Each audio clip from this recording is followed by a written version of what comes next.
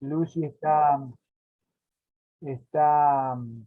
este, justo en vísperas de una cirugía, así que se ha estado preparando y sin embargo nos dijo que sí, como siempre, con mucha disponibilidad, así que te vamos a devolver también la gentileza acompañándote con nuestra oración el lunes para que toda la energía sanadora de la comunidad te dé fuerza y el dinamismo de la vida fluya y pueda hacer una convalescencia breve.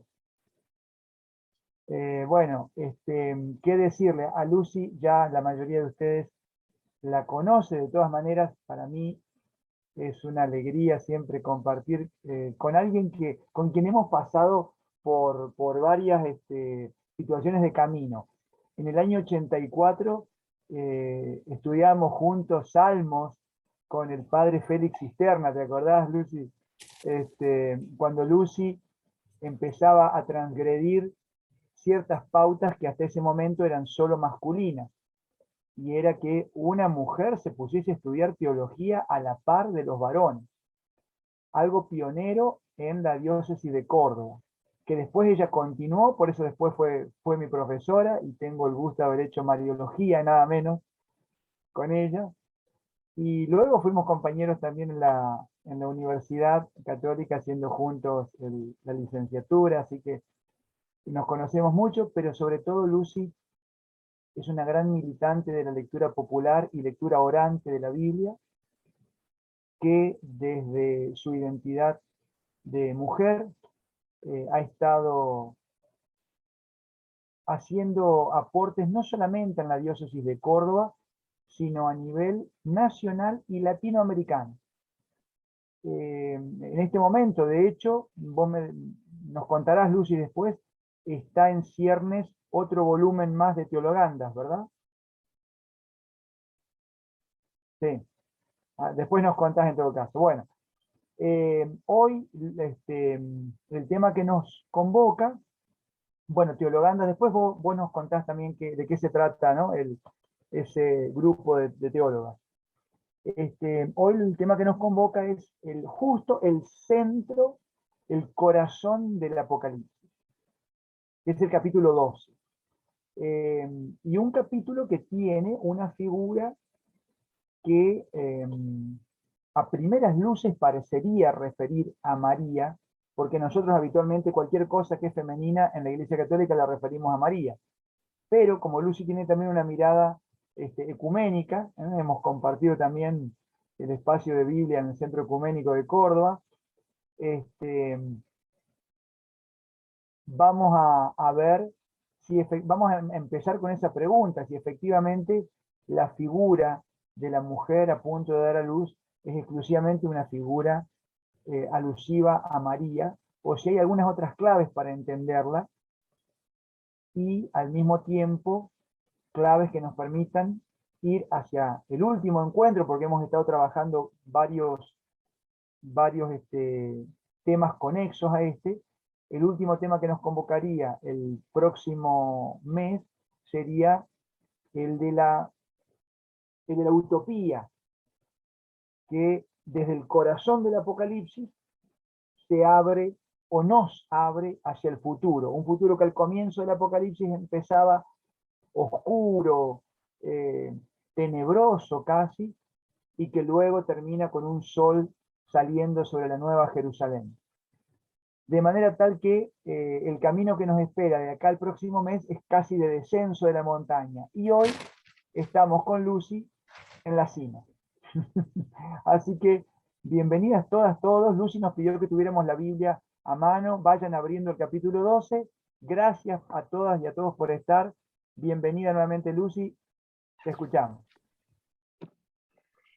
Hola, hola Juanca, hola Marce, Bárbara, y bueno, y a todos y a todas, un gustazo estar de nuevo con ustedes, deseando que otra vez sea presencial, porque bueno, hemos descubierto que la virtualidad nos da montones de posibilidades que antes ni sabíamos que teníamos. pero también es cierto que deseamos los rostros de carne y hueso, las presencias, los abrazos, pero bueno, un gusto estar con ustedes. Quiero contarles una cosa. Cuando Juanca me invitó, y les aclaro esto de la cirugía para que no se asusten mucho, es una cirugía de reemplazo de cadera, que sé que es una cirugía que tiene cierta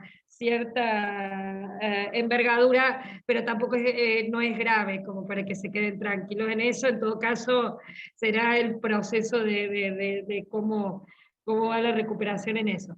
Pero bueno, más allá de eso, cierto que cuando charlamos con Juanca de la fecha, yo le pedí que fuera lo más tarde posible y pensaba que iba a tener muchísimo tiempo.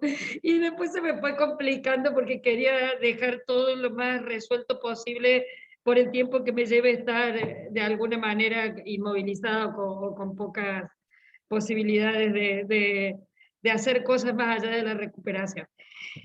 Bueno, pero más allá de eso, saben que quiero ser lo más sincera posible y contarles que esta vez el tema que les voy a dar no es un tema que yo haya trabajado mucho. El Apocalipsis yo lo he trabajado poco, lo he trabajado sí en relación a esto que decía Juanca, que comentó él, de la Mariología, y entonces sí veíamos si este capítulo 12 del Apocalipsis podía ser dicho de María o no, y si lo decíamos en qué sentido. Pero bueno, yo no soy ni mucho menos especialista en Apocalipsis. Pero bueno, lo he dado de todas maneras y me puse a estudiar todo lo que pude. Así que me vino muy bien para recordar cosas y para leer otras nuevas. Miren, le dije a Juanca que iba a preparar una cosa muy cortita, pero es simplemente para contarles cuál es el esquema que yo me hice en la cabeza y que he ordenado para darles el encuentro de esta tarde. Vos, Juanca, en todo caso, mira, son las... Juanca me dijo que teníamos tiempo hasta las 17:30. Entonces, a ver, son las 4:20, si te parece, si se me va el tiempo, vos avísame a las 5, así yo no me preocupo de estar fijándome, y así nos da tiempo a que hagan preguntas y en la medida que yo pueda trato de responderlas. Si les parece esto. Bueno, miren, lo que voy a compartir con ustedes ahora, déjenme ver si lo puedo Ahora te compartir. habilito, Lucy, para que puedas compartir y aprovecho la intervención para contarte que grabamos el encuentro, lo empezamos a grabar después que ingresaste, porque hay mucha gente que lo ve después de este horario que no puede participar. Entonces se lo mandamos por mail. Bien. Y de paso, si hay gente nueva que haya ingresado, si nos quiere dejar en el chat su mail, también le mandamos después la grabación y las invitaciones a los próximos encuentros. Ya puedes compartir pantalla. Bien, entonces, ¿se alcanza a ver, sí? ¿Sí? Está, perfecto. Miren, aparece toda mi compu y no como pantalla completa porque ya he visto en otras experiencias que si no, no puedo pasar a la otra diapositiva. Entonces, por eso lo voy a hacer así. Aunque quede más improlijo, pero bueno, el esquema del encuentro es el primero retomamos algunas ideas claves sobre la apocalíptica, cosas que seguramente si han tenido varios encuentros sobre este tema, que los han tenido durante el año, estas ideas que yo les voy a dar ahora seguro que ya las han visto. Después vamos a ver el Apocalipsis 12, el signo de la mujer cósmica en el esquema de todo el libro del Apocalipsis. Juanca dijo que este texto del Apocalipsis 12 está en el centro del libro del Apocalipsis, y bueno, vamos a ver qué significa eso. Entonces, la señal de la mujer cósmica dentro de todo el libro. El 3 sería la estructura general del capítulo 12 específicamente, es decir, de solo este capítulo. Son 3 escenas, y en el centro de esas 3 escenas está, en el centro de ese capítulo, el canto de victoria de los versículos 10 al 11. Después vamos a ver, en un cuarto momento, los distintos signos en el lenguaje mitológico, signos de este capítulo, ¿no? Pero entendiéndolos como un lenguaje mitológico, la mujer, el dragón, que a veces aparece como la serpiente antigua, el diablo, Satanás, etc. Bueno, el dragón, el arcángel Miguel y los descendientes o la estirpe de la mujer. Y en el 5, la mujer de Apocalipsis 12 y María, esto que Juan Carlos Stauber nombró recién, y que como tenemos en el arte, sobre todo en la pintura y en la escultura, imágenes referidas a la Inmaculada con la luna bajo los pies, etcétera, etcétera. Entonces, ¿qué podemos decir de ese punto en general? Y se me ocurrió esto último, algunos aportes personales, que yo quería contarles que esos ecos que a uno le van surgiendo cuando va leyendo cosas, y entonces quería contarles esos últimos puntitos si puedo. Entonces empezaríamos con lo primero, que es retomando algunas ideas claves sobre la apocalíptica. Dejo eso compartiéndolo, si no no hay problema, porque yo tengo el esquema, o para el orden de ustedes. Es como vos ¿No? decidas. Sí, a mí me da lo mismo. En todo caso, si no, vuelvo a compartir cuando son otros momentos. Retomamos algunas ideas claves. Bueno, miren, me parece que lo central de esto, lo más importante, es que me están viendo, ¿verdad? ¿Y me escuchan bien? ¿Sí? Está. Lo central es que podemos hablar del libro del Apocalipsis y del género literario apocalíptico. Es decir, de este modo de expresión que utiliza el género literario, o un modo de escribir, en donde aparecen muchos símbolos a veces que hasta pueden producir, qué sé yo, pueden ser símbolos terroríficos en algún momento, mucha exuberancia, además como son símbolos, algunos que pueden aparecer en cualquier cultura, el agua, la tierra, las estrellas, el sol, aparecen en todas las culturas, pero otros muy específicos de la época, entonces necesitamos traducir. Lo importante es decir que la apocalíptica, tanto del Antiguo como del Nuevo Testamento, nace como un lenguaje relacionado con el lenguaje profético. No es exactamente igual, está relacionado con la profecía, y aparece en momentos de sufrimiento, de dolor, habitualmente en momentos de discusión. Por lo tanto, son momentos en donde esa comunidad perseguida necesita encontrarle sentido a esto que está viviendo. Necesita encontrar algo que la sostenga. Y entonces la apocalíptica aparece como un mensaje de esperanza para esa comunidad que está viviendo esa persecución. En el caso del Antiguo Testamento, por ejemplo, el libro de Daniel aparece en la época de la persecución del imperio de Antíoco Epifanes, que es justamente una etapa durísima para el pueblo de Israel. Entonces allí, en ese instante, aparece el lenguaje de este libro de Daniel con este lenguaje apocalíptico.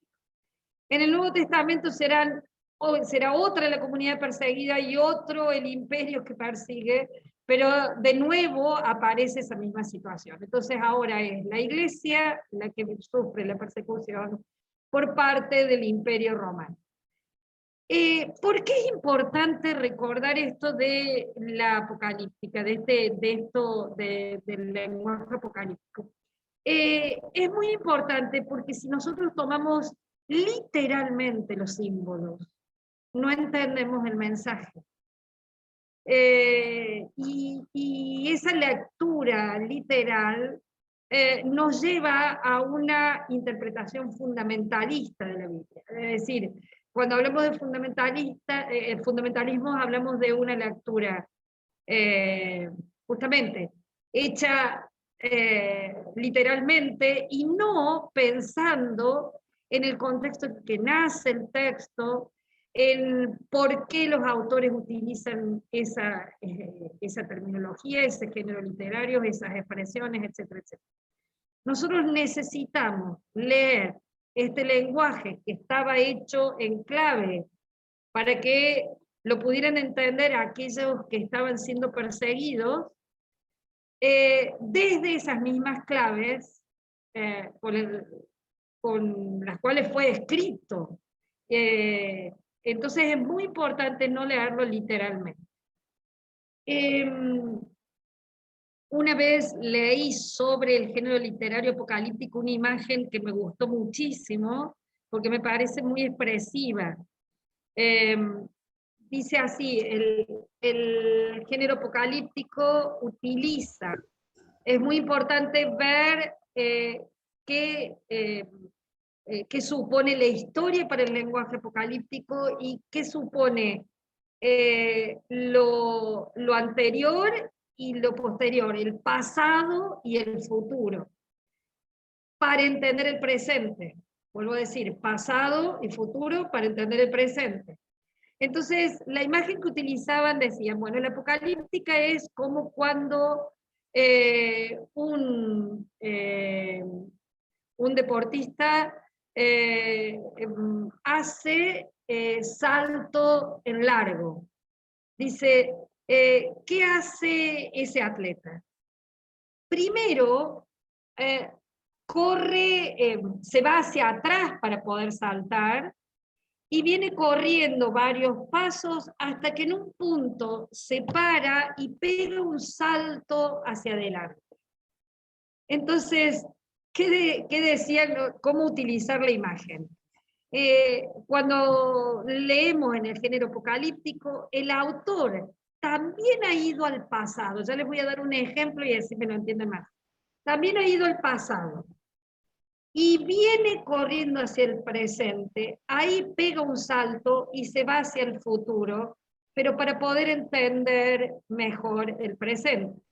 Entonces, por ejemplo, en el libro de Daniel, el autor, ¿qué hace?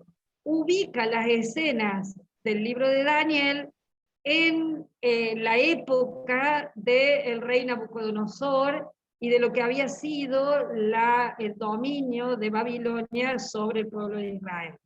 Se fue al pasado, porque ese texto está escrito en la época de Antíoco Epifanes, más o menos en el siglo III a.C., y lo otro fue en el siglo VI a.C. Entonces, el autor se fue hacia el pasado. Allí vino hacia ahora, hacia el presente, pero pega un salto y habla de cuando venga el Hijo del Hombre allá en una imagen futura. No sé si me explico. Entonces, tanto el pasado, del que se tiene memoria, como el futuro, que se espera y se anuncia, sirve para poder entender y dar esperanza a la situación presente. Lo importante es el presente, es poder tener esperanza en el presente. Un presente que aparece muy dramático, muy doloroso por la persecución, pero que desde aquel pasado que nos recuerda el accionar de Dios a favor del pueblo, y esto que se anuncia hacia adelante, es un presente con esperanza, porque Dios ya ha vencido. El anuncio del pasado es recordar que Dios ya ha vencido, y que va a vencer a pesar de todas las apariencias en la actualidad. Bueno, eso de alguna manera en relación al género literario apocalíptico. Y por eso decirles, como para cerrar este primer puntito, que lo más importante es recordar que la apocalíptica es un movimiento, no es solo un momento de escritura, sino que es un movimiento que alienta a las comunidades, a las distintas comunidades. Voy al segundo punto que habíamos hablado, que era Apocalipsis 12, el signo de la mujer cósmica. Primero les cuento por qué decimos mujer cósmica, en el esquema de todo el Apocalipsis. Ya me detengo muy particularmente en la señal o en la imagen de la mujer. Pero mientras tanto, ¿por qué decimos la mujer cósmica? Es la mujer revestida de sol, con la luna bajo los pies y con una corona de 12 estrellas. Entonces, todo eso nos habla de una mujer, de una mujer cósmica, o mujer celestial, o mujer celeste, ¿no? Porque se habla del sol, la luna, las estrellas, ¿sí? Entonces, en ese sentido hablamos de la mujer cósmica. Ya vamos a leer el texto. Les ubico primero este capítulo 12 dentro de todo el esquema del libro del Apocalipsis, y después cuando vayamos particularmente del punto 3 al capítulo 12, ahí leemos el texto para recordar. ¿Sí? ¿Alguna vez en los cursos que vienen trabajando en Biblia, o quizás ahora cuando les presentaron en el texto del Apocalipsis, hablaron del quiasmo? A ver si yo no sé si puedo escribir acá y les pongo eso. No, Lucy.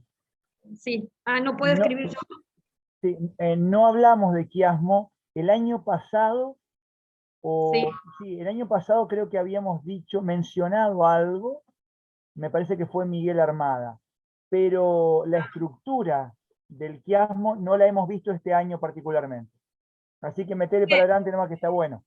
Bueno, porque es importante para entender no solo todo el libro del Apocalipsis, sino el capítulo 12 en particular. Acá me falta el pizarrón, pero no importa, sigo siendo... Pero bueno, a ver, ¿cómo les digo la estructura del quiasmo? Esta estructura que de alguna manera es circular, o tiene cierta circularidad, y que podríamos esquematizarla así. Hay frases del pasaje, puede ser un capítulo entero, puede ser un libro entero, puede ser parte de un capítulo, que está estructurado según un esquema que es A, B, A', o puede ser más complejo, A, B, C, B', A, B, C, D, E, F, D', C. ¿Qué quiere decir eso? Perdón, Lucy. Sí. Tengo una imagen, si querés que la comparta para que te sea más fácil explicarlo. Buenísimo, dale. Deja de compartir, por favor, Fantas. Bien. Voy a ver. Ahí está. Bien. Vos sabés, Lucy, que nosotros, para la gente que nos acompaña desde hace algún tiempo atrás, habíamos visto el quiasmo cuando estudiamos algunos salmos. Mira, pero vos sabés que pero no fue con la mayoría de la gente que nos acompaña hoy, así que está fantástico a partir de la imagen. Impresionante, Juanca, porque esta estructura de quiasmo es una estructura que aparece muchísimo en la Biblia, pero en muchísimos pasajes. Me acuerdo de haber estudiado, por ejemplo, buenísimo, buenísimo. Mirá, buenísimo. Entonces, qué bueno que tengan uno, así lo entienden. Miren, yo lo que les decía era A y A'. La primera parte y la última. La segunda y la penúltima. La tercera y la antepenúltima. La cuarta y antepenúltima. Y el centro. ¿Qué significa esta estructura? La primera parte tiene alguna referencia con la última. La segunda parte tiene alguna referencia con la penúltima. La tercera con la antepenúltima, la cuarta, en este caso, porque el esquema podemos seguir agregando o simplificando, sacando partes que se refiere una a la otra. ¿Para qué sirve este esquema? Ubíquense en la mentalidad de qué es lo que quieren decir haciendo este esquema. El centro es lo más importante. El centro es lo más importante. Entonces, cuando uno descubre en un texto este esquema, va a decir, esto es lo que el autor quiso destacar del texto. Esto que no se repite, que no es A' y A', o D y D', no, eso es lo central, y en lo cual tenemos que focalizar. Es como si uno pusiera el zoom en la máquina de sacar fotos, en el celu, ahí está el centro, ahí es donde tengo que destacar lo que quiero ver y mostrar. ¿Se va entendiendo el esquema de quiasmo entonces? ¿Sí?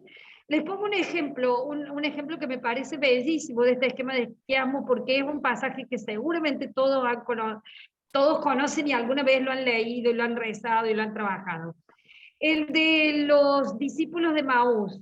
¿Se acuerdan? Lucas 24, el de los discípulos de Maús, ¿cómo comienza el texto? Se alejan tristes de la comunidad porque Jesús ha muerto, ¿sí? ¿Cómo termina el texto? Ellos que se alejan de Jerusalén y se vuelven a su casa. ¿Cómo termina el texto? Diciendo, vuelven a Jerusalén, a la comunidad, para contarles que se han encontrado con el Señor. Entonces, la primera parte tiene que ver con la última. El Señor Jesús se hace el encontradizo en el camino, el Señor Jesús desaparece cuando lo descubren en los signos del pan y del vino. No es que se repita, no es que A sea exactamente igual a A', o que B sea exactamente igual a B', sino que hay algo del esquema que posibilita decir esta parte tiene referencia a la otra. Entonces, se alejaban de la comunidad de Jerusalén, vuelven a la comunidad de Jerusalén. Se alejaban tristes, vuelven contentos. El Señor se hace el encontradizo y ellos no lo descubrieron. El Señor desaparece, pero ellos los descubrieron en el signo del pan y del vino, ¿no? Bueno, todo ese texto de los cristianos de Maús termina en el centro, que es cuando dicen, algunas de nuestras mujeres fueron al sepulcro y no lo hallaron, pero encontraron unos ángeles que decían, Él está vivo. Ese Él está vivo es el centro de todo el texto. Entonces, clarísimamente, ese es un relato de anuncio de resurrección. Y allí está el centro en donde hay que focalizar y hay que poner el acento. Bueno, miren, es interesante que Juanca nos cuente que trabajaron esto con el lenguaje de los salmos. Acá dice lectura del libro de la ley. Bárbara, creo que vos... Solo un ejemplo que encontré rápido. Bien, no importa, pero se dan cuenta cómo se dan cuenta cómo realmente esto sirve para este esquema de Chiara. ¿Sí? ¿Se entiende? Y para muchos textos bíblicos. Entonces, dicho esto, volvemos a lo nuestro, y fíjense, en el libro del Apocalipsis, yo voy a tratar, no pude hacerlo y no sé si lo puedo hacer en algún momento, pero hay Picasa, seguramente lo ubican a Javier Picasa, este gran biblista español. Tiene un libro, no sé si lo alcanzan a ver, acá es un libro sobre el Apocalipsis. Y justamente él, no sé si alcanzan a ver, se alcanza a ver, por lo menos fíjense el esquemita. Ahí está todo el libro del Apocalipsis y va diciendo, yo hubiera querido escanearlo para mandárselos a esta página. Si consigo que alguien de la familia vaya a poder escanearlo, porque yo no lo voy a poder hacer, se lo mando a Juanca para que él lo comparta. Pero justamente está ese esquema, la prima del prólogo tiene que ver con la conclusión, la visión de la segunda parte, visión del Hijo del Hombre y las cartas a las 7 iglesias, tiene que ver con las bodas mesiánicas, que sería la penúltima parte del libro. La tercera parte, Dios como Rey, la visión del trono, que sería el C, tiene que ver con C', la antepenúltima, que es el juicio de Dios, que se presenta como un rey en el trono que juzga. La parte del Cordero degollado tiene que ver con el triunfo de Cristo, el que aparecía como vencido porque es el Cordero degollado, sin embargo, es el Cristo que vence, ¿no? Bueno, los 7 sellos tiene que ver con Babel y la prostituta, las 6 trompetas con las 6 copas, el primer interludio con el segundo, y todo se concentra en el centro de todo el libro del Apocalipsis, que son los agentes de la historia, la mujer y el dragón, y las bestias, porque están relacionados con el dragón, y la lucha entre la mujer y el dragón. Ahí es el centro de todo el libro del Apocalipsis. Así que realmente, como decía Juanca cuando presentó esto, estamos yendo al quizás el capítulo más importante del libro del Apocalipsis. O por lo menos el capítulo que quiso poner como central el autor, utilizando esta estructura de Chiara. ¿Sí? Bien. Dicho esto, vamos al tercer puntito. Ustedes vayan anotando preguntas y después me las dicen. No sé, voy demasiado rápido, ¿se va entendiendo hasta acá? ¿Está?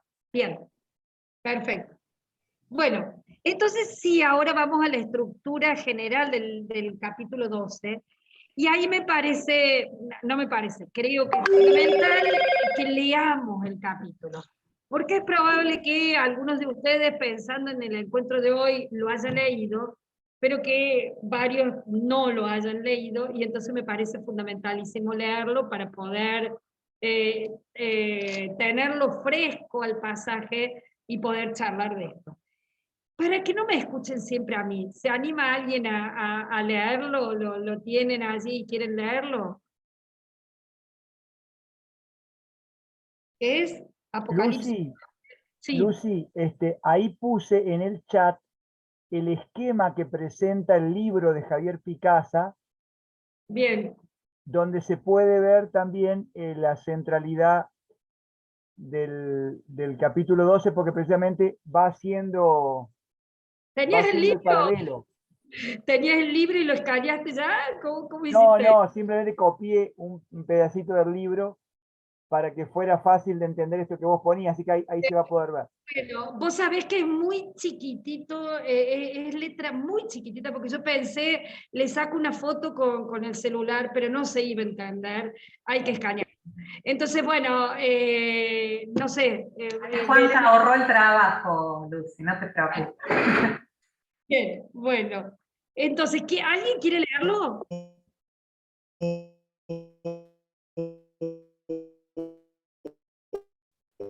Claudia, pero no sé si la escuchan bien, yo la escucho un poco cortada. ¿Quieren que lea yo? O no sé si se escucha. Sí, se te escucha genial. Vale. Dale, Mirta. Apareció en el cielo una señal grandiosa, una mujer vestida de sol, con la luna bajo los pies y en su cabeza una corona de 12 estrellas. Está embarazada y grita de dolor, porque llegó su tiempo de dar a luz. Apareció también otra señal, un enorme monstruo rojo como el fuego, con 7 cabezas y 10 cuernos. En sus cabezas lleva 7 coronas, y con la cola barre 1/3 de las estrellas del cielo, precipitándolas a tierra. El monstruo se detuvo delante de la mujer que da a luz, para devorar a su hijo en cuanto nazca. Y la mujer dio a luz un hijo varón, que debe gobernar todas las naciones con vara de hierro. Pero el niño fue arrebatado y llevado ante Dios y ante su trono, mientras que la mujer huía al desierto, donde tiene el refugio que Dios le ha preparado. Ahí la alimentarán durante 1260 días. En ese momento empezó una batalla en el cielo. Miguel y sus ángeles combatieron contra el monstruo. El monstruo se defendía apoyado por sus ángeles, pero no pudieron resistir y ya no hubo lugar para ellos en el cielo. Echaron, pues, al enorme monstruo, a la serpiente antigua, al diablo o Satanás, como lo llaman, al seductor del mundo entero. Lo echaron a la tierra y a sus ángeles con él. Entonces resonó en el cielo un griterío inmenso. Ya llegó la liberación por el poder de Dios. Reina nuestro Dios y su Cristo manda. Fue arrojado el que acusaba a nuestros hermanos, el que día y noche los acusaba ante nuestro Dios. Mas ellos lo han vencido por la sangre del Cordero y por la valentía con que lo proclamaron, ya que despreciaron su vida hasta sacrificarla por él. Por eso, alégrense en los cielos y ustedes que viven en ellos. Ay de ustedes, tierras y mares, porque el diablo ha bajado a ustedes, temblando de furor, al saber que sus días están contados. Al verse arrojado a la tierra, el monstruo se lanzó en persecución de la mujer, que había dado a luz al varón. Pero a la mujer le dieron las 2 alas del águila grande, para que volara al desierto, al refugio en que, lejos de la serpiente, debe de ser mantenida por un tiempo, 2 tiempos y la mitad de un tiempo. Entonces la serpiente vomitó detrás de la mujer como un río de agua para que la arrastrara. Pero la tierra vino en socorro de la mujer, abrió la boca y se tragó el río vomitado por el monstruo. Entonces el monstruo se enfureció contra la mujer y se fue a hacer guerra a sus demás hijos, es decir, a los que guardan los mandatos de Dios y tienen el mensaje de Jesús. Y se quedó a orillas del mar. ¿Continúo? No, ahí. Muchísimas gracias, Mirta. Bueno, entonces, nos sirvió esto para recordar el pasaje. Yo les comenté que había leído varios textos para preparar el encuentro de esta tarde, Y uno que me gustó muchísimo, bueno, está el de Pablo Richard, que ustedes lo tienen, me dijo Juan Carlos que se los habían dado, y voy a recordarles algunas de las cosas que dice este gran teólogo biblista latinoamericano que ha fallecido hace poco tiempo. Trabajé a una autora que yo admiro profundamente, tuve la dicha de conocerla y de compartir con ella 2 encuentros, una española que es Mercedes Navarro Puerto. Los que han sido alumnos míos ya saben que yo la cito numerosísimas veces, y ella tiene uno de sus últimos libros, si no me equivoco es del año 19, de 2019, que se llama Los rostros bíblicos de María. Y allí trabaja en el corpus juánico, es decir, en el Evangelio de Juan, el cual agrega esto del Apocalipsis, este texto de Apocalipsis 12, y si se puede aplicar a María o no. Bueno, cuando ella trabaja esta estructura del capítulo 12, habla de 3 escenas fundamentales, y que se pueden ver las escenas o distinguir una de otra por el lugar donde van apareciendo esas escenas. La primera va desde el versículo 1 al 6, 12, 1 al 6, y es el enfrentamiento entre la mujer y el dragón que tiene lugar en el cielo. Ya hablamos un chiquitito de eso. El enfrentamiento entre la mujer y el dragón, y esa escena tiene lugar en el cielo. La segunda, 12, 7 al 12, versículo 7 al 12, en donde se da el combate entre Miguel, el arcángel Miguel, y el dragón. Y la tercera, en donde termina el capítulo, se desarrolla ya en la tierra, aparece de nuevo la mujer, el dragón y la estirpe de la mujer. Entonces hay como un descenso del cielo a la tierra. Y en esa escena aparece la batalla entre la mujer y el dragón, en donde termina prevaleciendo o la victoria sobre el dragón, aunque aparezcan nuevas batallas, pero la victoria ya se ha dado porque el dragón ha sido vencido definitivamente. Bueno, a ver, ¿a quiénes representan estos distintos personajes? Vamos a hablar de los personajes, y entonces, ¿a quién representa la mujer? Si bien en esa imaginería eclesial, sobre todo católica, se la ha identificado enormemente con María, no es María el primer significado, ni siquiera el más importante y fundamental de este pasaje de Apocalipsis 12.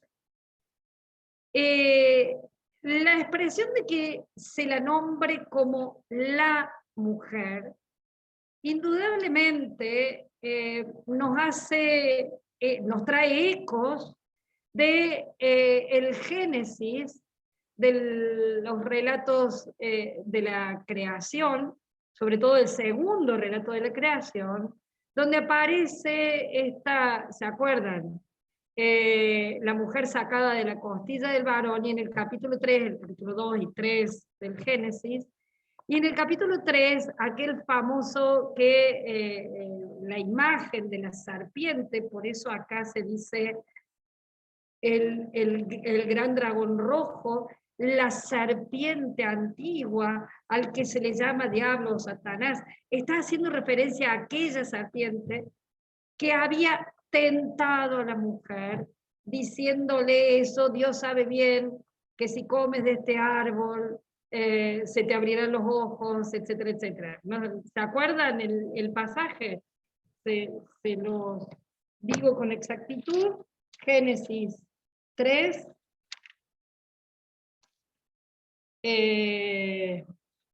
Dios le dice, el Señor Dios mandó al hombre: puedes comer de todos los árboles del jardín, pero del árbol del conocimiento del bien y del mal no comas, porque el día en que comas de él quedarás sujeto a la muerte. Ese es el capítulo 2 el versículo 16 y 17. Y en el capítulo 3 aparece la serpiente, el animal más astuto de cuantos el Señor Dios había creado, etc.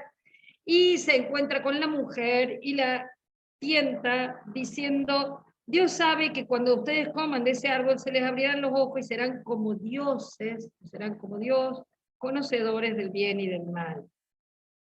Y después viene el castigo, el famoso 3:15, pongo enemistad entre ti y la mujer, entre tu descendencia y la suya. Ella, la descendencia de la mujer, te herirá la cabeza cuando tú hieras su talón, ¿no? Bueno, ese pasaje ha marcado toda la tradición bíblica. Y en el Nuevo Testamento, en la tradición juánica, en el corpus juánico, en el Evangelio de Juan aparece 2 veces la mujer al comienzo y al final de la vida pública de Jesús. En Juan 2, 1 al 12, en las bodas de Caná, cuando la madre de Jesús, en Juan María no aparece nombrada como María, no aparece como nombre propio, sino aparece como la madre de Jesús o la mujer. Cuando el autor del texto se refiere a ella, dice la madre de Jesús. Y cuando Jesús se refiere a ella, le dice mujer. Entonces en el capítulo 2 habla de las bodas de Caná y dice, también estaban su madre y otros, ¿sí? Nombra a la madre. Y Jesús, cuando ella le dice, no tienen vino, le dice, ¿y qué tengo yo contigo? Mujer, todavía no ha llegado mi hora. Ese mujer hace referencia al Génesis. En el caso de Juan 19, 25, 27, junto a la cruz de Jesús estaban su madre, el discípulo a quien Jesús amaba, María Magdalena, etc. Bueno, y nombrándola, Jesús viendo a estos discípulos y a María que están junto a la cruz, o a su madre, no es María, su madre, le dice, mujer, ahí tienes a tu hijo, hijo, ahí tienes a tu padre. Entonces, en el Evangelio, las 2 veces que aparece la madre de Jesús, él se refiere a ella llamándola mujer. Hace referencia a aquel Génesis, porque se está dando la nueva creación de alguna manera en la muerte y resurrección de Jesús. Entonces allí, por eso todavía no ha llegado mi hora, en el momento de la hora, de nuevo está la mujer junto a la cruz. En el Apocalipsis aparece de nuevo la mujer. Ahora, de ninguna manera es María en primer término. Más allá que aparezca como una mujer parturienta, con dolores de parto, y que da a luz a un hijo, y que ese hijo es un hijo varón, no, lo que se está refiriendo en primer lugar el Apocalipsis es a la comunidad cristiana, a la iglesia, y la iglesia que sufre la persecución. Por eso el dragón está representando las fuerzas del mal que quieren devorar a ese niño recién nacido, quieren devorar a esa comunidad recién nacida. Entonces, la mujer está representando, y la estirpe de la mujer, los descendientes de la mujer, están representando en primerísimo lugar a la comunidad, una comunidad que sufre persecución. Entonces, acá está la lucha fuerte entre esta mujer cósmica que representa la vida y el dragón que representa las fuerzas del mal, la muerte, que quiere vencer sobre la vida. Fíjense, el dragón, vuelvo a decir, está representado o dice el texto, la serpiente antigua, entonces está refiriéndose a aquel texto del Génesis. Pero también es interesante las imágenes que lo presenta, las 7 cabezas, los 10 cuernos, sobre cada una de esas cabezas una corona, etcétera, etcétera. Volvemos, son símbolos, los símbolos son siempre son polisémicos. Cuando decimos polisémicos tienen más de un significado, no se agotan con un solo sentido, podemos encontrarles más de un sentido. Pero por ejemplo, si estamos hablando de la lucha entre el bien y el mal, cuando se habla en el versículo, justamente, en el texto del Apocalipsis, se dice,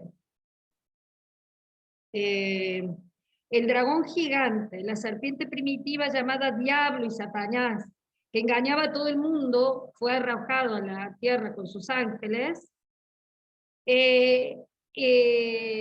Fíjense que muchas veces se discute, bueno, podemos decir que el diablo existe, que Satanás existe, etcétera. Son distintas maneras para referirse a una personificación del mal. El diablo como tal no existe, sí existe, es las fuerzas del mal que obran el mal, eso no tenemos ninguna duda, y me encanta un teólogo muy conocido, González Faust, habla de que cuando habla por ejemplo del pecado original, etcétera, dice, todos nosotros hemos nacido en un mundo, él utiliza esta expresión, a ver si la puedo poner, en un mundo empecatado, un mundo que está en pecado, empecatados, dice él. Y entonces experimentamos esa realidad del pecado como pecado personal, pero también y sobre todo como pecado social. Entonces, ¿en qué sentido podemos hablar de el demonio, el diablo, la serpiente antigua o el mal? Fundamentalmente en estas fuerzas, volvemos al Génesis. La tentación que dice la serpiente es, si ustedes comen del árbol de la ciencia del bien y del mal, serán como dioses. La gran tentación es volverse Dios, es endiosarse a sí mismo. Entonces, las idolatrías contemporáneas, podemos hablar de nuevas idolatrías, en el sentido de poner, ¿qué sería una idolatría? Poner en el lugar de Dios a quien no es Dios. ¿Sí? Darle a ciertas realidades un lugar absoluto.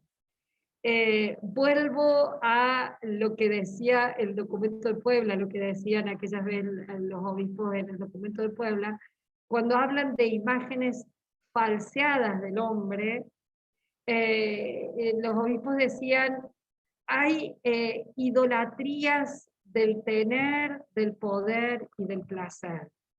Me parece buenísima la imagen, no porque, y en esto, ojo, lo acentúo muy claramente, el tener, el poder y el placer en sí mismos no son malos en absoluto. Es más, si no los tenemos, eso es malo. Si no tenemos, por ejemplo, en una indigencia absoluta, en una pobreza absoluta, no tener realidades que hacen a la dignidad humana, vivienda, comida, salud, etcétera, etcétera, no tener es malo. ¿Cuándo podemos hablar de la idolatría del tener, del poder y del placer? Cuando eso se vuelve un absoluto y toda mi vida está en función de conseguir eso, y hoy es clarísimo, hablar de la idolatría, del tener, del poder, podemos decirlo, bueno, creo que es muy evidente. No sé si coinciden conmigo en eso. ¿Ah? Bien, dicho eso, sí, perdón. Perdón la interrupción, cumplo tu pedido. Son las 5 de la tarde. Bien, gracias, Bárbara. Entonces, la lucha es entre el bien y el mal, entre las fuerzas de la vida y las fuerzas de la muerte. En esa lucha, en el capítulo 12, el centro del capítulo, de nuevo con una estructura de quiasmo, es el canto de victoria, que fíjense, todo lo anterior y todo lo posterior son signos, símbolos. Aparece la mujer, el dragón, Miguel El arcángel Miguel está tomado del libro de Daniel y traído acá al libro del Apocalipsis. Aparecen los ángeles del demonio, los ángeles que luchan con Miguel, etc., ¿no? Como no es uno solo, es un grupo que lucha en favor de la vida o en favor de la muerte. Y en el medio está ese canto en donde no aparecen símbolos, sino que es un canto litúrgico. Y Pablo Richard, cuando habla de estos cantos, dice, hay varios cantos en el libro del Apocalipsis, y uno tiene que centrarse en esos cantos porque son los que nos muestran a la comunidad en su intimidad mayor. Nos muestran a la comunidad celebrando, orando, en quién confía, en quién, a quién reza, qué es lo que proclama, qué es lo que celebra. El canto dice, escuché en el cielo una voz potente que decía, ha llegado la victoria, el poder y el reinado de nuestro Dios, y la autoridad de su Cristo. Porque ha sido expulsado el que acusaba a nuestros hermanos, el que los acusaba día y noche ante nuestro Dios. Ellos lo derrotaron con la sangre del Cordero y con su testimonio, porque despreciaron la vida hasta morir. Por eso que se alegren los cielos y sus habitantes, pero ay de la tierra y del mar, porque el diablo ha bajado a ustedes enfurecido, porque sabe que le queda poco tiempo. Entonces, la victoria es la del Cordero que ya ha vencido en la muerte y resurrección, el reino de Cristo ya está, pero también en el testimonio de aquellos que despreciaron la vida hasta morir. No me voy a detener ahí porque sé que Juan Carlos me contó que han trabajado mucho el tema de los mártires, de los testigos, entonces no me voy a detener allí, pero fíjense, acá la victoria es del Cordero y de los testigos que fueron capaces de dar la vida como el mismo Cordero, ¿no? Bueno, dejo ahí eso, quiero ver si, simplemente decirles, en primer lugar, el signo de la mujer está referido entonces a la comunidad cristiana. El hecho de que sean las 12 coronas tiene que ver con el pueblo, el número 12 tiene que ver con pueblo porque son las 12 tribus de Israel o los 12 apóstoles. Entonces, hablar de 12 hace referencia inmediatamente a pueblo, a comunidad, por lo tanto, estamos hablando de la mujer coronada con 12 estrellas, está hablando de la comunidad, de la nueva comunidad, la comunidad mesiánica, la comunidad que nace de la cruz. Pero de todas maneras, la imaginería católica sobre todo, la ha relacionado con María, y yo quería traer acá, comparto con ustedes, a ver, vuelvo a poner, hay muchísimas imágenes de la Inmaculada, pero quise traer una que es muy querida por nosotros, porque es la imagen de la Virgen de Guadalupe, ¿sí? Que está con esto de la mujer revestida de sol, con la luna bajo los pies, con la corona, etcétera, etcétera, etcétera. Y está encinta, el cinto negro era dentro de la imaginería de los pueblos originarios de esa región, la idea de una mujer que está encinta, que está embarazada. Bueno, pero más allá de esta imagen, uno podría decir de María en quien se condensa de alguna manera o hemos visto muchas veces como condensado la imagen del discipulado, de aquella que se jugó en el seguimiento de Jesús y que estuvo junto a la cruz. Por eso la imagen también de María con la espada que le atraviesa, etcétera, etcétera.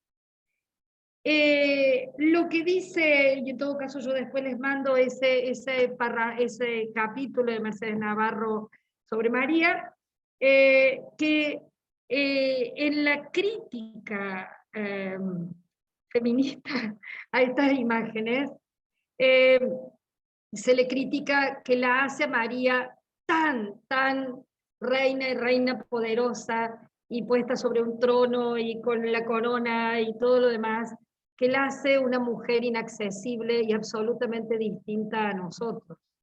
Una mujer que está allá en el cielo y no una mujer que vivió el peregrinaje de la fe y que tuvo que aprender y aprender a ser discípulas y con oscuridades y con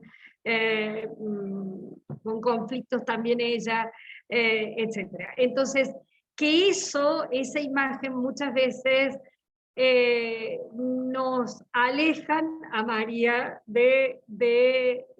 como hermana nuestra. La imagen de Elizabeth Johnson cuando habla de María, verdadera discípula y verdadera hermana nuestra, ¿no? En ese sentido. Pero por otro lado, también puede servir, dice también Mercedes Navarro, la idea de una mujer fuerte en una época en donde las mujeres vamos ingresando a la vida pública cada vez más y vamos reivindicando las imágenes y las referencias de mujeres fuertes en la historia, etc. Bueno, eso en cuanto a María. Y lo último que yo les quería contar como algunas ideas que se me ocurrieron. A ver si sirven o no, porque ojo, me las pueden cuestionar totalmente, tranquilamente. Pensaba en el martirio y en el testimonio, y yo decía, a ver, de ninguna manera podemos dejar de lado como centro de nuestra fe la cruz, la muerte y la resurrección. Somos testigos de la muerte y de la resurrección de Jesús. Y no existiría la resurrección sin muerte. Pero si Cristo no ha resucitado, nuestra fe sería vana. Entonces, somos testigos de la paz. Ahora, por lo menos a nivel católico, a veces insistimos demasiado, me parece, en la muerte, que terminamos haciendo un cristianismo demasiado triste, demasiado oscuro, y que no anunciamos suficientemente la resurrección. Entonces, cuando hablemos del martirio, que tengamos claro que es el martirio no por la muerte en sí mismo, no por el sufrimiento en sí mismo, sino por dar testimonio de seguimiento de Jesús y de amor a los hermanos. Si no, el martirio en sí mismo no tendría sentido. Bueno, eso es una cosa que me parece fundamentalísima. Y por eso también digo, desde la experiencia bíblica, que a veces no se trata de, no a veces, seguro, siempre, que no se trata de poner la cabeza estúpidamente. Sí ser coherente hasta ser capaz de darle vida. Pero no se trata de ser necio y buscar el martirio porque sí. No sé si soy clara. Y me acordaba, por ejemplo, de las parteras egipcias que engañan al faraón, o que, bueno, siempre digo, astutos como serpientes y mansos como palomas. Bueno, esa frase de Jesús se me viene muchísimas veces. Y lo último que digo, que en la lucha, como es la lucha de una comunidad, no es de alguien aislado. Me encanta la imagen que estamos descubriendo las mujeres, que no es solo una imagen, sino una realidad de la sororidad o hermandad de mujeres. Una hermandad de mujeres que nos empodera, es decir, que nos da fuerza para luchar contra de las dominaciones, de la violencia, etcétera, etcétera. Entonces, me parece que esto de el empoderarse apoyándose mutuamente, es algo muy rico y que lo puedo decir desde mi experiencia personal en comunidades cristianas y que seguramente ustedes también van a compartir desde muchas comunidades. Dejo acá, me alargué demasiado, así, bueno, pues, si pueden preguntar, de todas maneras, yo voy a ser muy sincera, si lo sé, se lo respondo, si no lo sé, les voy a decir, tengo que aprenderlo, porque el Apocalipsis sé poco. Sí, vamos. Entonces, bueno, cuando quieran preguntarme, pregunten.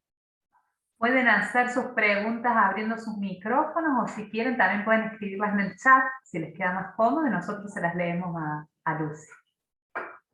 Bueno, ya empiezan a agradecer, Lucy, Acá dicen fantástico, gracias Lucy.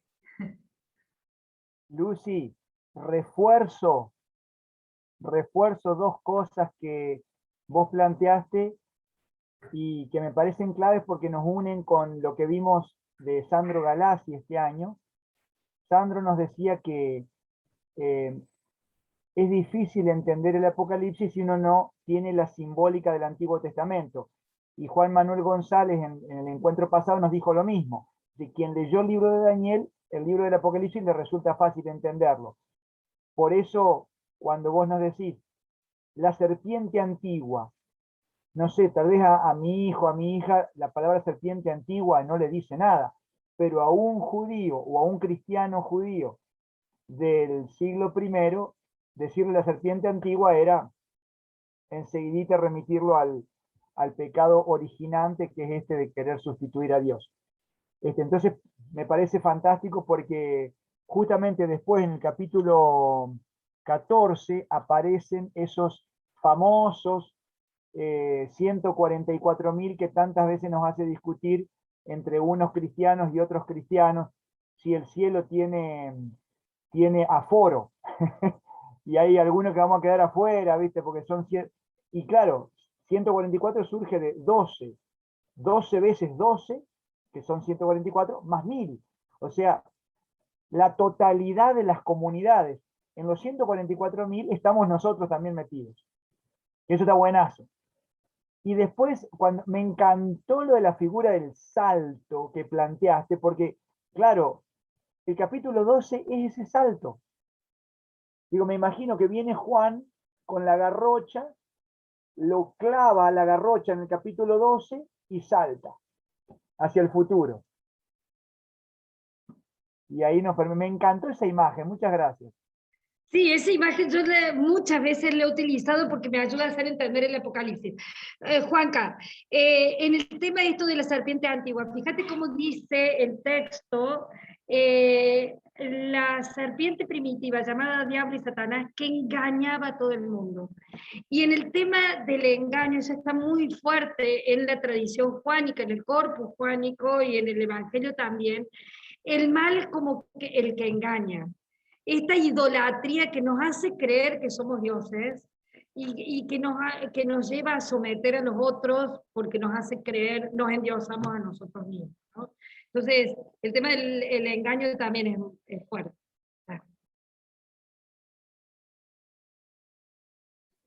Acá también hay una pregunta en el chat, Lucy. Dice, bueno, primero, te leo un agradecimiento de Martina Aguilera, que dice una genialidad, Lucy, mil gracias por compartir.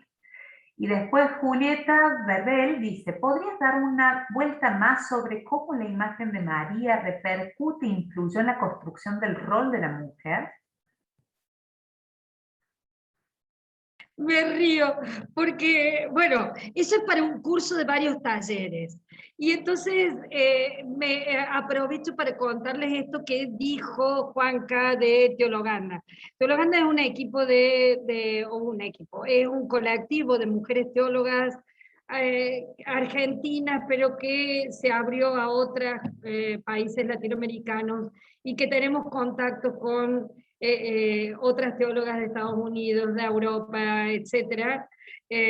Bueno, ¿y por qué les cuento esto? Porque justamente en este momento, esto que vos decías, Juanca, y tuve una reunión esta semana justamente con el grupo que está elaborando este libro.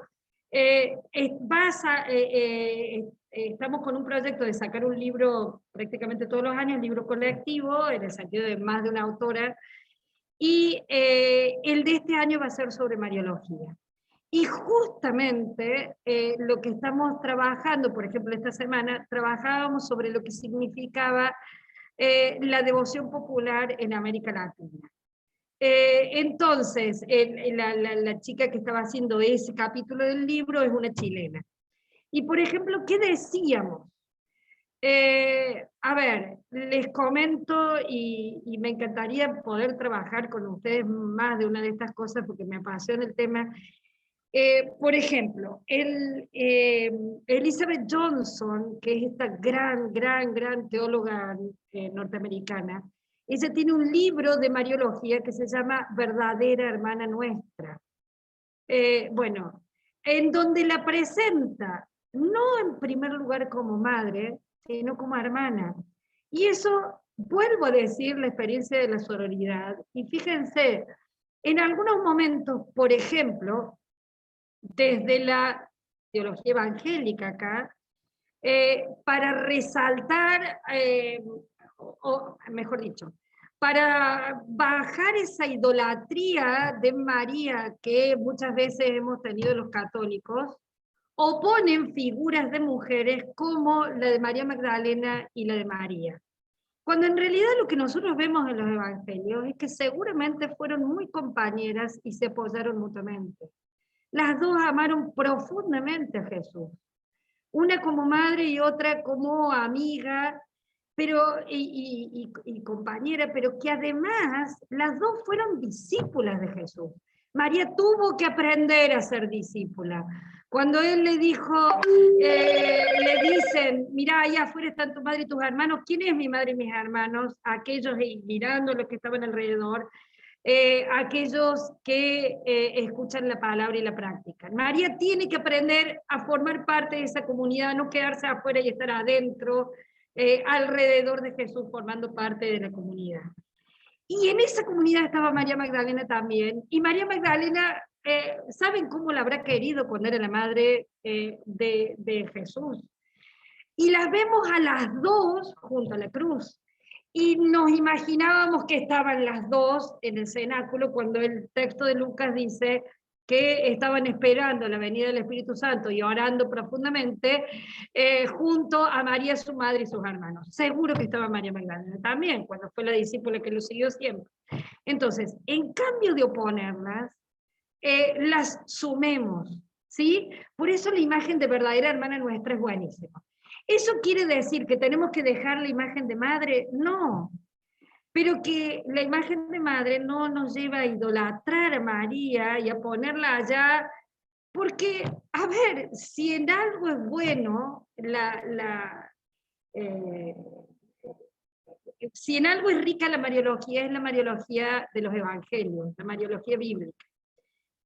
En esto, a veces la dogmática, todo eso que hemos, sobre todo, a ver, hay 4 dogmas marianos, 2 que aceptamos todos los cristianos porque han sido anteriores a la división entre los cristianos, que son la maternidad divina, es decir, que es madre de Dios y la virginidad en el parto, por lo menos eso en el parto.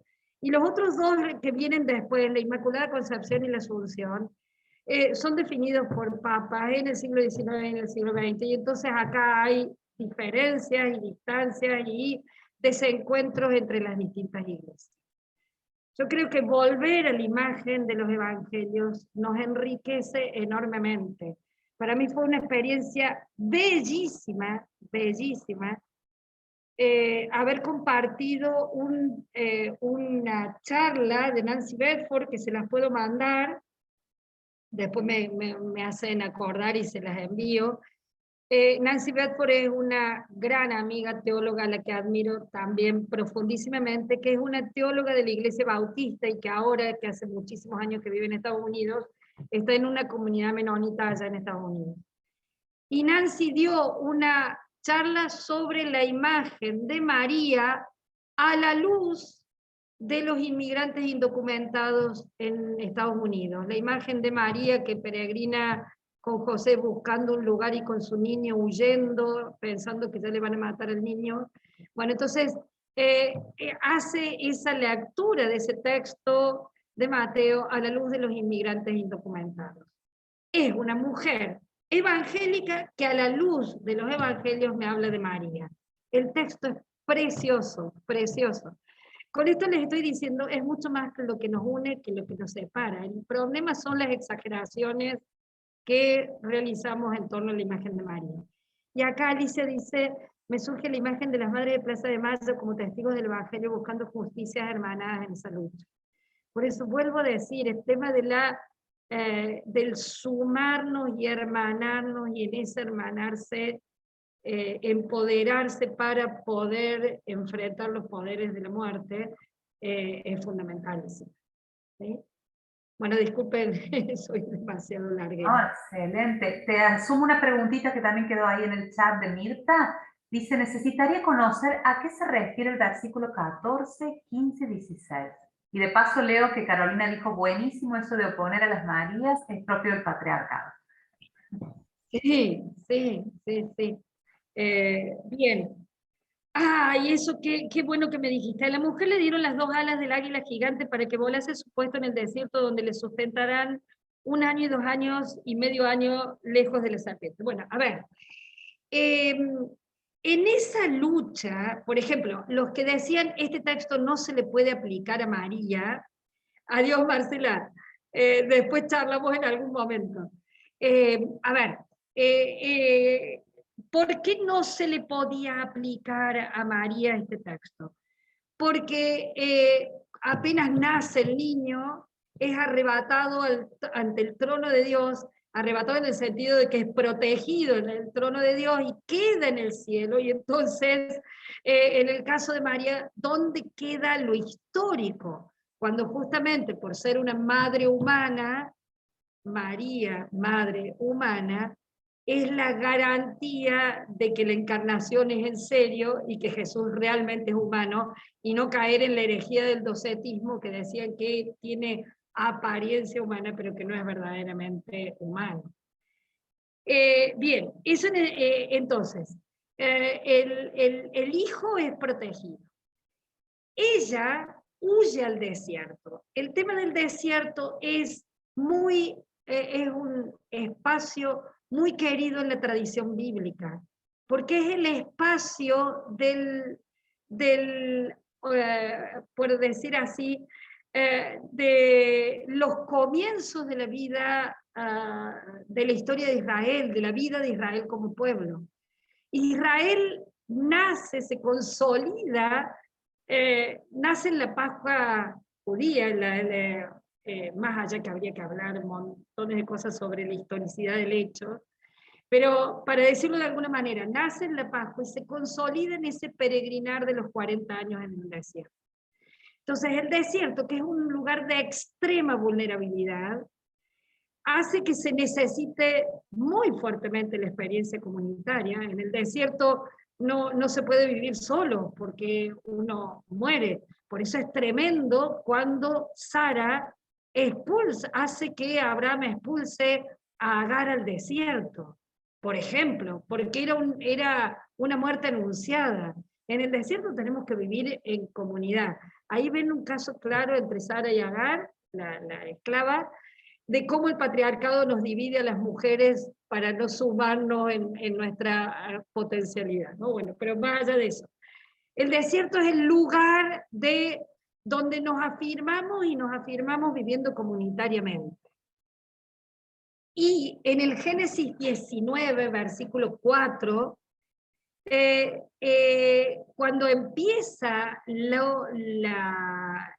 en el capítulo 19 está la historia de beneficios, y en el 20 los 10 mandamientos. Los que hicieron conmigo, ay veo, que hicieron teología en el Safit, la parte bíblica, yo les insistía muchísimo en eso de la alianza, el pacto, la historia de beneficios, y decir que en la alianza, los 10 mandamientos como mandato de Dios se sostienen en la historia de beneficios que Dios le recuerda al pueblo, en la memoria de las cosas buenas que ha hecho Dios en favor del pueblo, ¿sí?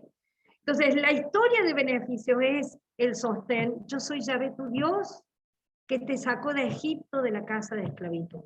Esa es la historia de beneficios. Entonces, después vendrán los 10 mandamientos, pero eso va a ser la respuesta del hombre al amor, o la respuesta del pueblo, mejor dicho, a quien le amó muy especialmente y lo eligió para ser su pueblo. Bueno, en el capítulo 19 del Éxodo está también la historia de beneficios contada de otra manera, y en el versículo 4 justamente habla de las alas de águila. dice, Moisés subió hacia el monte de Dios y el Señor lo llamó desde el monte y le dijo, habla así a la casa de Jacob, dile a los hijos de Israel, ustedes han visto lo que hice a los egipcios y cómo a ustedes los llevé en alas de águila y los traje hasta mí. Por tanto, si quieren obedecerme y guardar mi alianza, será mi propiedad entre todas las naciones de la tierra, etcétera, etcétera. Bueno, a ver, esa imagen de dar, de llevar sobre alas de águila, como dice Éxodo 19:4, o de darle las alas de águila a la mujer, es la protección de Dios, la fuerza de Dios para poder vencer al mal, para poder vencer a el dominio de la serpiente, cosas así. O en el caso del Éxodo, a Egipto, que está queriendo matarlos, que está queriendo dominarlos, bueno, sobre el poder del imperio, las alas de águila le posibilitan vencer al mal, ¿no? Entonces esa es la imagen de alas de águila. Lo de los días, la verdad que lo leí y no me acuerdo en este momento, así que se los debo, pero Pablo Richard lo tiene. Entonces, bueno, léalo ahí porque no lo recuerdo ahora que quería decirlo ¿Hace referencia a la pregunta de Carolina, que dice, volviendo al versículo, ¿qué significa un tiempo, 2 tiempos y la mitad de un tiempo? Sí, Yo leo los chats porque entiendo que hay gente que por ahí está viendo la charla en un celular y no siempre pueden Me ver. permito Sí, compartir una clave, Lucy. ¿Cómo? Me permito compartir una clave Sí, dale. a partir de lo que estuvimos viendo ya en encuentros anteriores, donde precisamente nuestros invitados anteriores nos decían, el Apocalipsis habla en símbolos, y muchas veces nosotros a lo largo de los años de interpretación hemos querido asignarle nombre y apellido concreto, un año en concreto, como si el Apocalipsis hubiera estado en una máquina, como una máquina del futuro, leyendo lo que iba a pasar, con lo cual se anularía la libertad de los seres humanos. En realidad la idea de hablar de tiempos es precisamente tiempo y tiempo más medio tiempo, de etapas que no son definidas. Ahora, que como dice al final en el 13:10, versículo 13:10, son momentos de la historia que porque son indefinidos y son largos, son tiempos largos, requieren paciencia y la fe de los santos.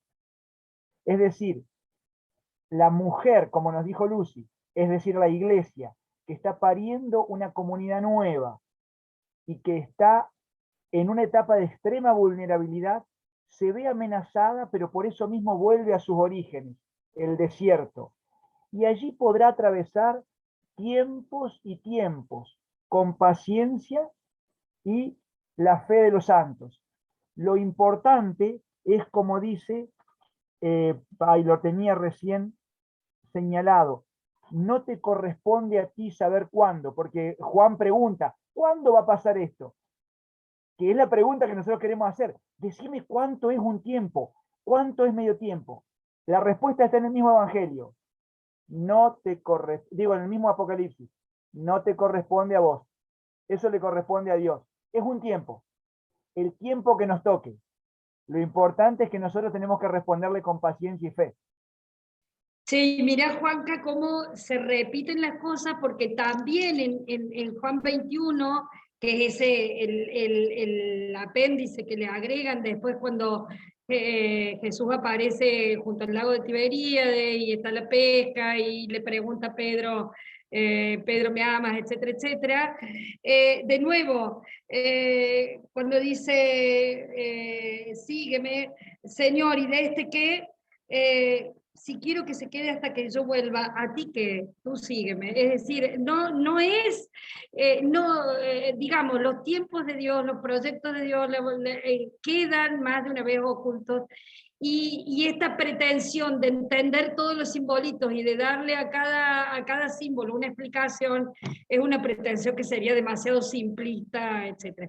¿Sabe? Me dio risa porque entre todas las explicaciones que vi Bueno, todos los imperios, las 7 cabezas son los distintos imperios por los cuales ha pasado y ha estado sometido el pueblo de Israel. Entonces, el imperio egipcio, babilónico, medo, persa, helénico, etcétera, etcétera. Y ahora el del grupo de los 7. Entonces, Estados Unidos, Inglaterra, Alemania, yo digo, no, esto está bueno, el grupo de los 7, las 7 cabezas. Esta pretensión de tratar de dar significado, bueno, es muy loco. Es que vos sabés que es muy interesante eso, porque en definitiva, cuando uno está pasándola mal, fíjate vos lo que nos pasó en la pandemia.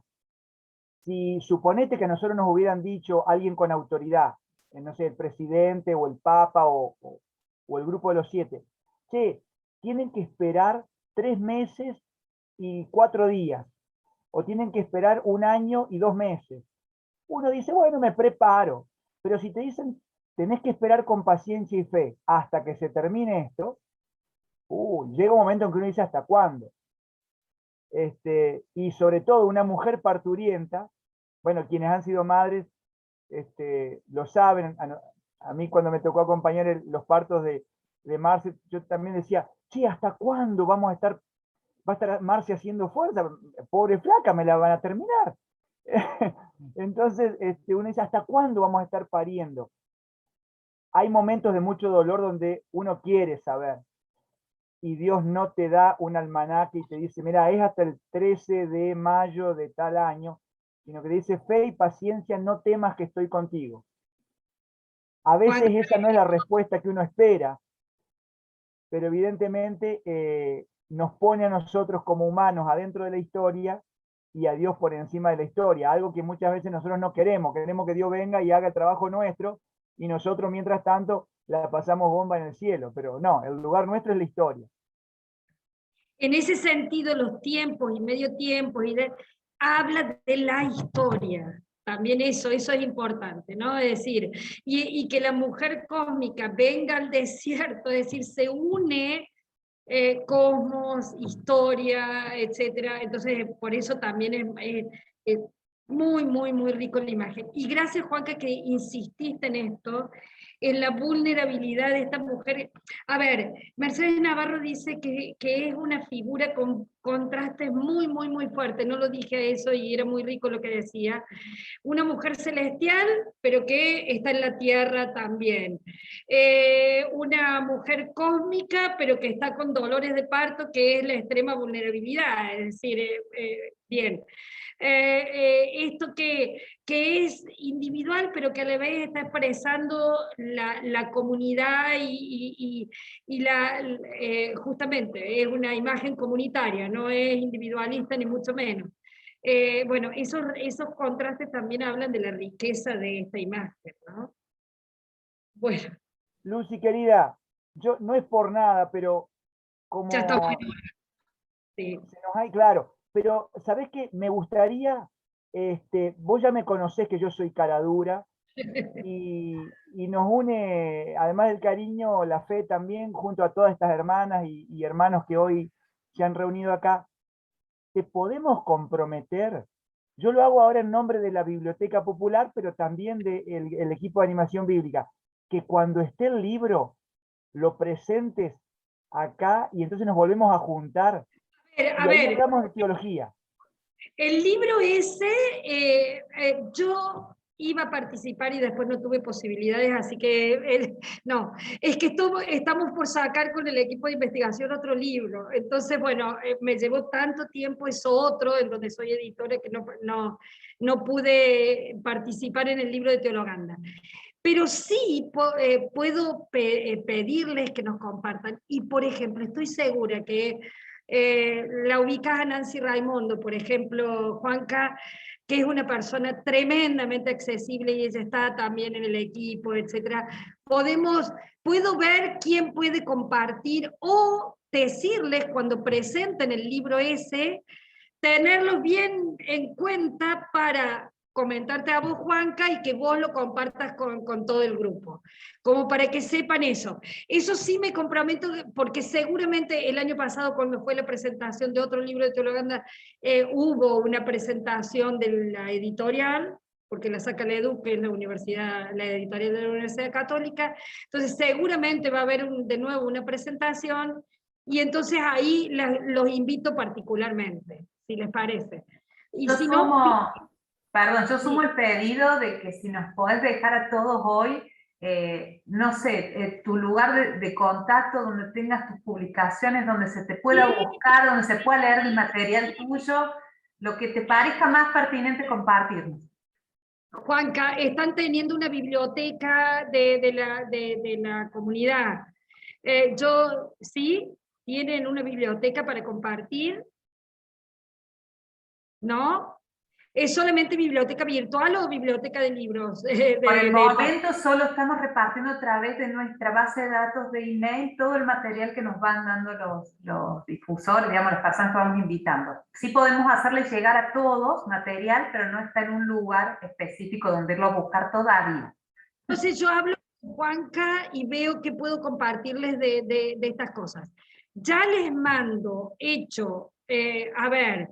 Yo tenía el ebook de este libro de Mercedes Navarro, y como este capitulito era 7 páginas, lo fui copiando, que fue muy manual la cosa, pero eso yo se los mando con el dato de dónde lo he sacado, para decir no es plagio, se lo saqué de acá de las páginas tal a tal, como para que sepan que es de Mercedes Navarro. Eso sí se los mando. Les mando también lo de Nancy Bedford, que tengo que averiguar bien dónde lo publicó ella, creo que sé dónde lo publicó, y si no, le consulto a ella ese artículo de María, porque es muy bonito, y bueno, y otras cosas que tenga se las comparto, no hay problema. Acá en el chat Juan también está pidiendo, por favor, el PowerPoint, con el esquema que nos comparta. Sí, eso sí, es tan chiquitito, sí, no hay problema, está. Bien. Bueno, Juanca, ¿te parece que vamos al momento entonces de la canción? Bueno, te contamos, Lucy, y a todos los que han ingresado por primera vez, que nosotros solemos cerrar nuestros talleres, nuestros encuentros, con un momentito musical muy corto para la reflexión, para que cada uno pueda también darse unos minutos para dejar que la palabra y todo lo que el espíritu ha ido inspirando durante la charla penetre, y que no nos arrebatemos a pasar otro tema y por ahí nos perdamos de digerir tanta cosa bella y tanta cosa hermosa que se ha hablado. Así que los invitamos a un ratito musical. Gracias, Bárbara.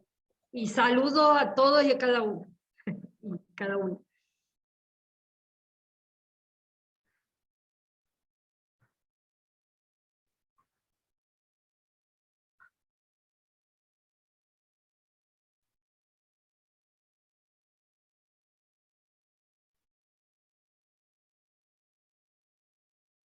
La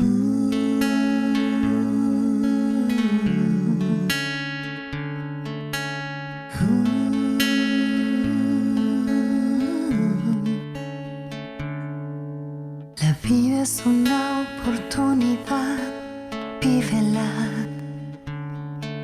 La vida es belleza, admírala.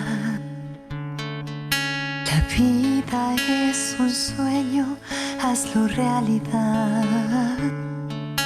La vida es una bendición, recíbela.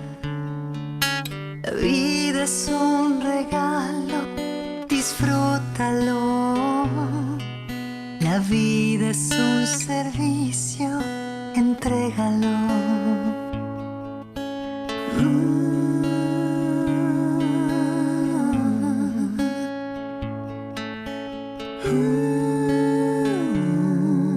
La vida es un misterio, descúbrelo. La vida es un arte, apréndelo. La vida es felicidad, merécela. La vida es un himno, cántalo. La vida es salar. La vida es un derecho, defiéndelo. Amo la vida que tú me das, cuido la vida que tú me das. Valoro la vida que tú me das. Tu vida, mi vida es un milagro, es única. Amo la vida que tú me das, cuido la vida que tú me das. Valoro la vida que tú me das. Tu vida, mi vida es un milagro, es única. Tu vida, mi vida es un milagro, es única. Tu vida, mi vida es un milagro, es única. Yo te llevo yo, Simón.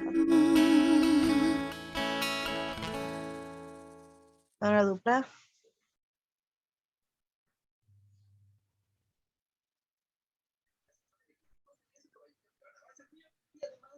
Gracias, Lucy. Hasta la próxima.